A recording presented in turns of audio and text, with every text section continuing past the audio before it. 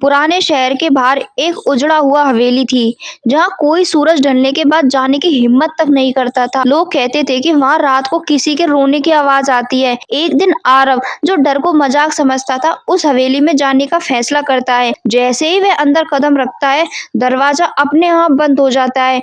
ठंडी हवाएं चलने लगती है और दीवारों से अजीब परछाइयां सरकने लगती है। अचानक उसे ऊपर से किसी के चलने की आवाज सुनाई दी। आरव सीढ़ियां चढ़ता है और एक कमरे में पहुंचता है, जहां आईना टूटा हुआ था। आईने में उसे अपनी शक्ल नहीं, बल्कि एक जली हुई औरत दिखाई देती है। वह चीखता है, पर आवाज बाहर नहीं जाती। अगले दिन हवेली के बाहर एक नया नाम जुड़ जाता है, आरव।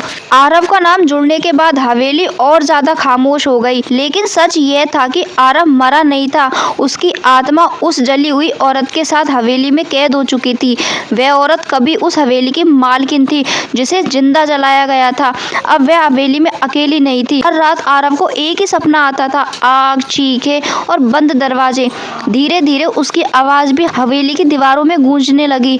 कुछ महीने बाद एक लड़की, मीरा, सच्चाई जानने के लिए मीरा भी वहां पहुंची। जैसे ही उसने हवेली में कदम रखा, आरव की आत्मा ने उसे रोकने की कोशिश की। बहुत ज्यादा देर हो चुकी थी। आईने में मीरा ने वही जली हुई औरत देखी और उसके बगल में आरव को, जिसकी आंखें अब इंसानी नहीं रही। हवेली को एक और कहानी मिल चुकी थी।